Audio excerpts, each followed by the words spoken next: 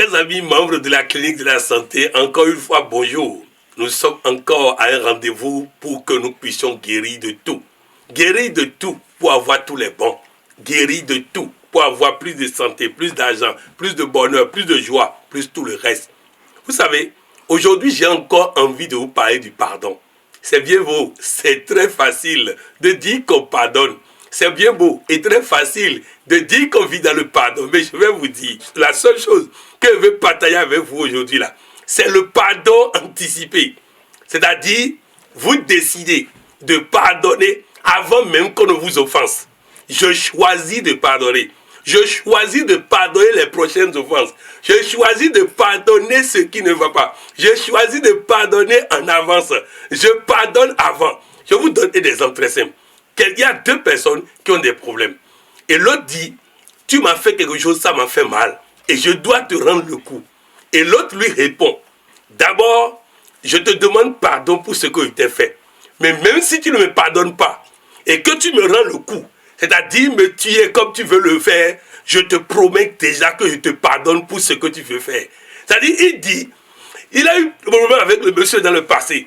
Maintenant, le monsieur est venu avec un pistolet pour le tuer. Et il dit au monsieur, je te demande pardon.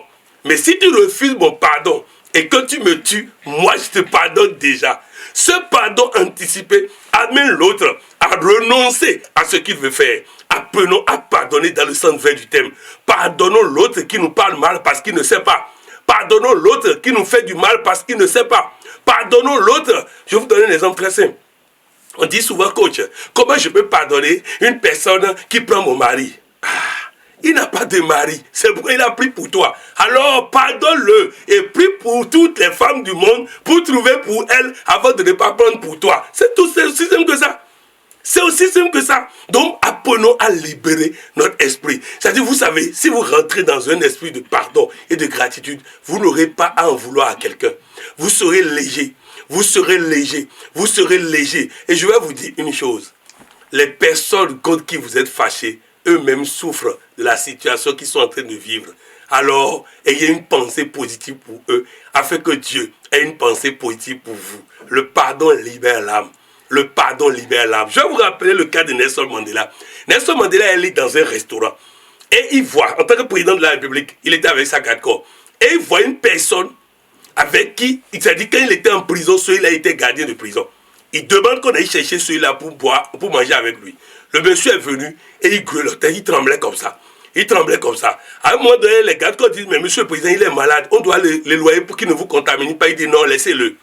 Alors finalement, le gars finit de manger, il part. Les gardes demandent au président, monsieur le président, dites-moi, pourquoi vous l'avez laissé au risque de vous contaminer? Il dit, quand il était en prison, il était le gardien. Quand je lui demandais de l'eau, il urinait sur ma tête. Ah, il fallait nous dire de l'arrêter. Il dit non, aujourd'hui j'ai le pouvoir.